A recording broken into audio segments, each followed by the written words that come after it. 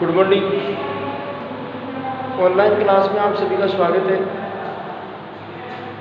पिछले वीडियो में अपन ने देखा था कि खुदरा रोकड़ बही के अंदर क्या और किस प्रकार से उसमें लेखा किया जाता है।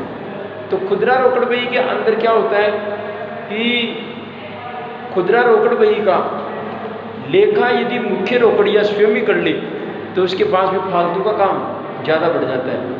इसलिए वो क्या करता है, ऐसे छोटे छोटे खर्चों के लिए, छोटे छोटे खर्चों का लेखा करने के लिए वो अपना अलग से रोकड़िया की नियुक्ति की जाती है, जिसको खुदरा रोकड़िया कहा जाता है। अब ये खुदरा रोकड़िया क्या करता है, मुख्य रोकड़िया से कुछ धनराशि लेगा प्रतिदिन खर्च करने के लिए, और उसमें से जितना प्राप्त हुआ उसमें से जितना खर्च हो जाएगा वो खर्च कर देगा। लेकिन एक बात ध्यान रखना है, मुख्य रोकड़ी से जितनी धनराशि उसने प्राप्त की है उससे ज़्यादा का पैसा खर्च नहीं कर सकता, किसी कीमत में नहीं कर सकता। तो इसलिए इसका लेखा करने के लिए मुख्य रोकड़िया क्या करता है, खुदरा रोकड़िया को कुछ धनराशि दे देता है। खुदरा रोकड़िया उस प्राप्त की हुई राशि में से कुछ खर्चा करता है।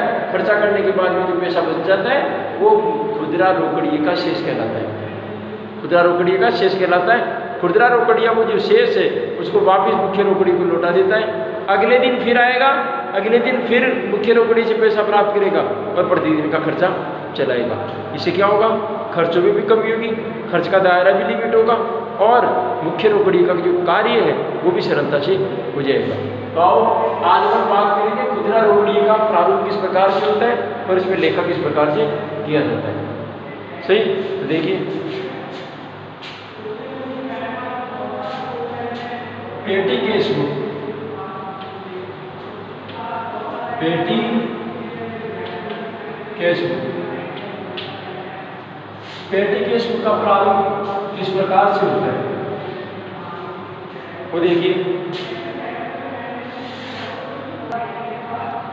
अब उसका प्रारूप देखिए, सबसे पहला जो कॉलम होगा वो होगा कैश रिसीव का, कि मुख्य खुदरा रोकड़िए ने कितने रुपए प्राप्त किए, वो कैश रिसीव्ड का कॉलम आएगा सबसे पहले। उसके बाद यहां पर आएगी उसकी डेट, जितनी जितनी तारीख को जो लेन देन होगा उतनी उतनी तारीख का वो जो लेन देन है उस लेन देन की तारीख आएगी। उसके बाद ये कॉलम होगा पर्टिकुलर का, इसमें डिटेल लिखी जाएगी कि वो खर्चा किस बात का था, किसका था, उस मद का आपको विवरण लिखना है।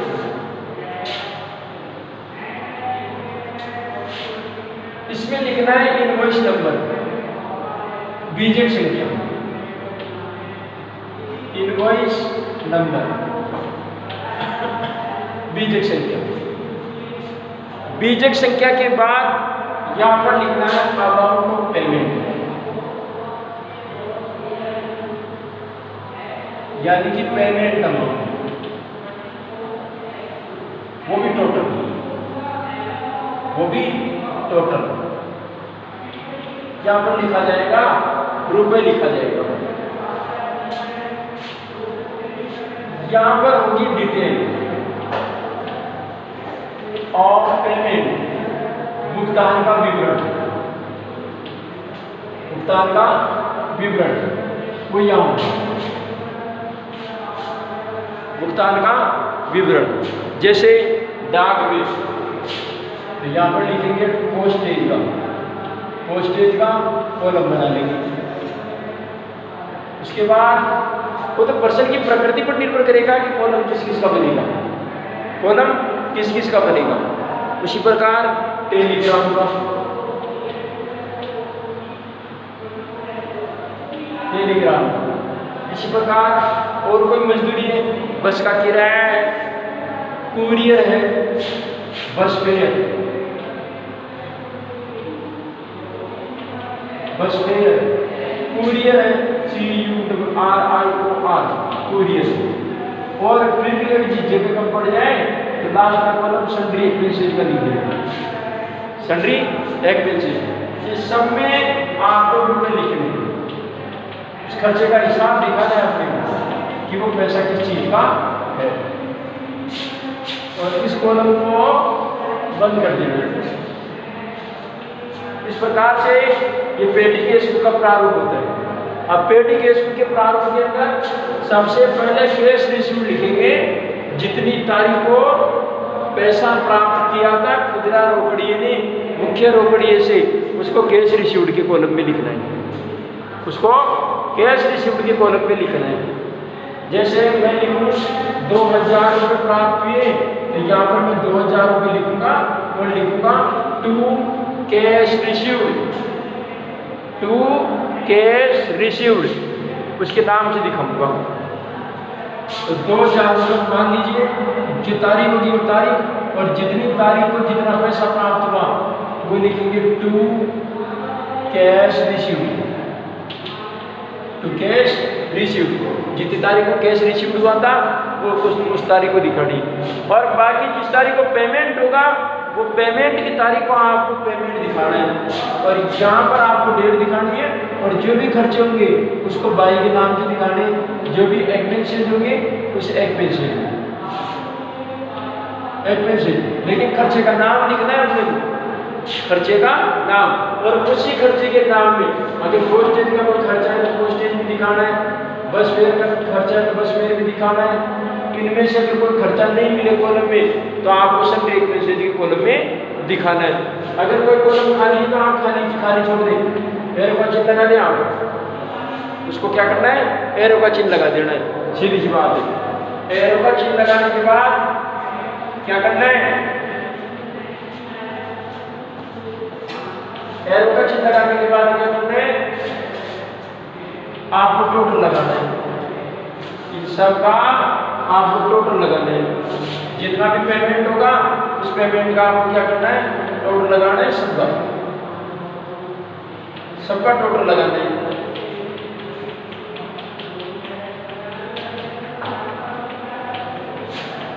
सबका टोटल लगाना है।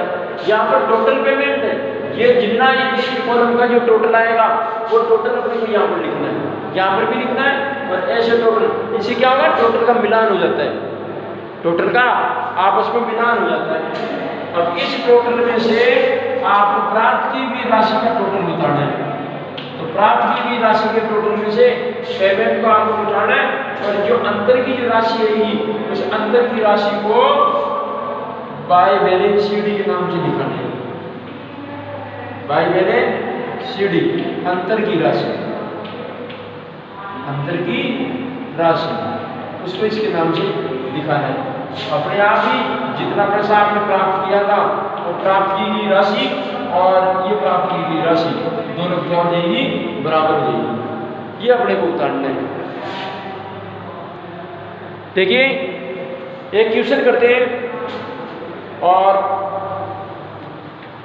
आपका एक उदाहरण दिया गया है पेज नंबर 117 पे। उस पेज नंबर 117 पर एक दो जो उदाहरण किया गया है, कुछ उदाहरण में 2-4 मदद तो मैं कर देता हूँ, फिर देखते हैं कि उनका लेखा किस प्रकार से करना है अपने को। देखिए उदाहरण के लिए, मैसर समायरा ट्रेडर्स के खुदरा रोकड़िए, और उस खुदरा रोकड़िए का नाम है श्री मोहित को 1 मई 2017 को प्रमुख रोकड़िए से 2000 रुपये प्राप्त हुए, और माया के खुदरा व्यय का ब्यौरा इस प्रकार से दिया। 2000 रुपये मिले 1 मई 2017 को, तो यहाँ पर लिखना है 2017 1 मई को 2000 प्राप्त हुए, तो 2000 अमाउंट रिसीव्ड के कॉलम में 2000 रुपये लिखेंगे, और लिखेंगे to cash received, to cash received. ये जो कैश प्राप्त हुआ वो मुख्य रोकड़ी से प्राप्त हुआ कितने का, 2000 रुपये का। अब उस 2000 में से अपने को खर्चे करने, अब खर्चे कितने होंगे, उस खर्चों का ब्यौरा दिखाता है अपने को। खर्चों का किराया दिखाता है 2 तारीख को, ऑटो का किराया 5500 रुपये, ऑटो का किराया 5500 रुपये। तो यहाँ पर ऑटो का किराया ये बस फेयर भी लिख देंगे, या ऑटो फेयर या बस फेयर दोनों लिख देंगे यहाँ पर। तो आपको ऑटो का किराया 2 मई को, तो आप लिखेंगे 2 मई, और बाई के नाम से दिखाना है, by auto fare, auto fare, और ऑटो फेयर के कॉलम में दिखाना है 55 रुपए का, तो 55 रुपए आपको ऑटो फेयर के अंदर दिखा देंगे। अब आप इसका इस कॉलम का टोटल दिखाएंगे इस मद के साथ टोटल दिखाया तो टोटल 55 रुपए आया, तो टोटल पेमेंट भी दिखाओ 55 रुपए, टोटल पेमेंट भी कितने दिखाओ 55 रुपए दिखाओ, 55 रुपए दिखाना है। सही, जिस कॉलम की मद होगी उसी कॉलम में अमाउंट दिखाना है, और बाकी जो कॉलम बच गए उसको बाकी को खाली छोड़ देना है। अगला क्या कहा, कुरियर सेवा का पैसा किया ना 40 रुपए का, और वो भी 3 मई को कुरियर का खर्चा, तो यहाँ पर लिखेंगे बाय कुरियर सर्विस। अब कुरियर सर्विस का चेक करो कॉलम, तो कुरियर सर्विस के नाम से दिखाना है इसको 3 मई को बाय कुरियर सर्विस। अब कुरियर सर्विस का कॉलम चेक करो, ये रहा, और कुरियर सर्विस का कॉलम कितने रुपए दिख चुका है 40 रुपए, तो 40 रुपए का कॉलम यहाँ पर दिखा देना है, बाकी खाली छोड़ देना है, और टोटल पेमेंट में 40 रुपए दिखा देना है। आगे चलिए, 4 तारीख को डाक टिकट खरीदे थे 105 रुपए की, 4 तारीख को 4 मई को डाक टिकट, अब डाक टिकट को पोस्टेज कहा जाता है, पोस्टेज, और 105 रुपए का खर्चा हुआ, तो 105 रुपए टोटल पेमेंट में आ जाएगा, और पोस्टेज के कॉलम में कितने आ जाएंगे 105 रुपए का, और बाकी कॉलम को खाली छोड़ देना है। आगे रबड़, कटर, पेंसिल, पेड़, ये स्टेशनरी के सामान नहीं सारे, तो 5 मई को बाय स्टेशनरी के नाम से दिखाना है, स्टेशनरी।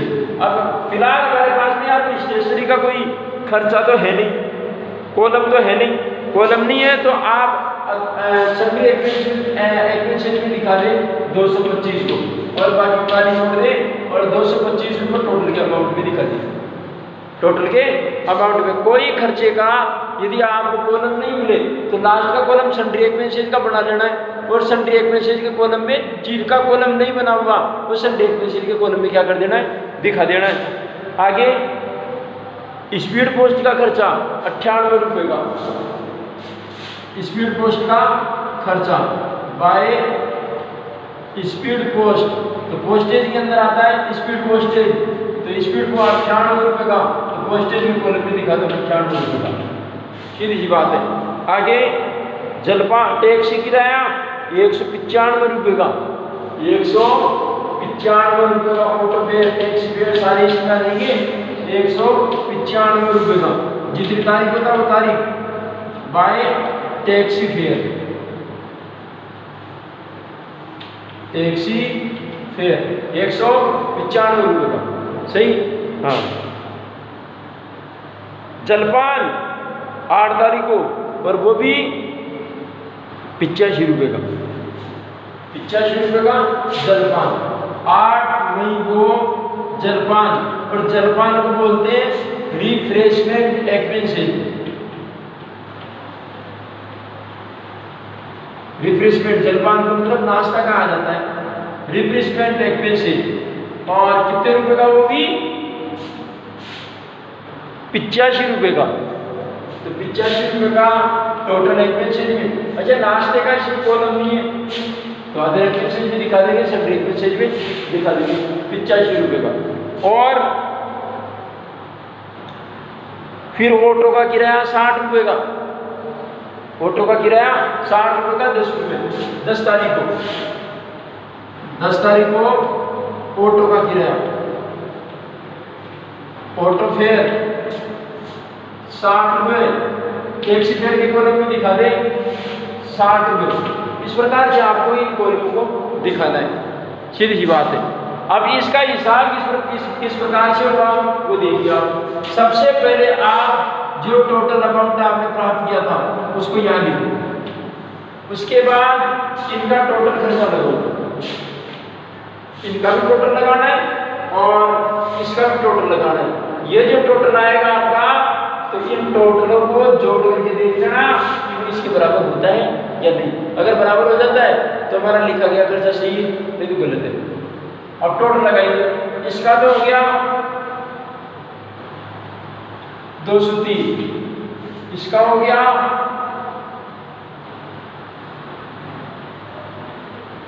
300 पूरा पूरा, 0 4 5 250 300 10 रुपये सही, 40 रुपये, 85 380 310 रुपये। तो टोटल कितना हो जाएगा 310 310 620 660 660 863 सही है, 863 रुपये। जबरदस्ती देखिए ये टोटल पेमेंट आ गया। अब इस टोटल पेमेंट में आपने प्राप्त किया था 2000 रुपये, 863 रुपये खर्च हो गए, बच गए कितने 1 1 3 7। ये जो 1137 रुपये बच गए इसको दिखाना है अंतिम तिथि को बाय बैलेंस शीट के नाम से, बाय बैलेंस शीट के नाम से।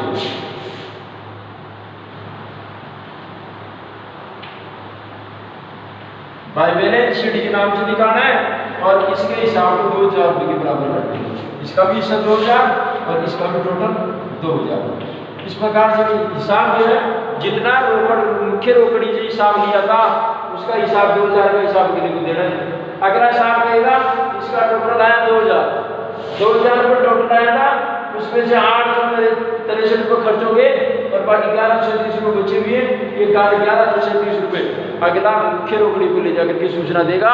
अगली बार जब भी मुख्य रोकड़ी पैसा लेगा पहले से 1137 रुपये जो बड़े हुए थे उनको दिखाएगा कि 1137 रुपये उधर रखो और ये और ले जाओ सामने। तो अब आपको अगली बार दिखाना है तो यहाँ पर दिखाना है टू बैलेंस शीट के नाम से तो दिखाएंगे ही दिखाएंगे 1137 रुपये और अतिरिक्त यदि पैसा देगा तो टू केस के नाम से और दिखाएंगे। आई बात समझ में? इस प्रकार से ये पेटी केस बुक बनती है। तो आपके पेटी केस बुक का एक सवाल है, उस सवाल को आपको करना है और देखना है कि पेटी केस बुक बनती किस प्रकार से है। कल देखेंगे सहायक बहियाँ जिसमें अपन पहले क्रय बही देखेंगे, फिर विक्रय बही, क्रय वापसी बही और विक्रय वापसी बही और मुख्य जर्नल। लेकिन एक थोड़ा सा आपको ध्यान रखना है इसमें डिस्काउंट का। पिछली बार आपने जब चैप्टर पढ़ा था एक तीसरा चैप्टर, उसमें बट्टे का प्रकार पढ़ा था। बट्टा 2 प्रकार का होता है, नगद बट्टा और व्यापारिक बट्टा।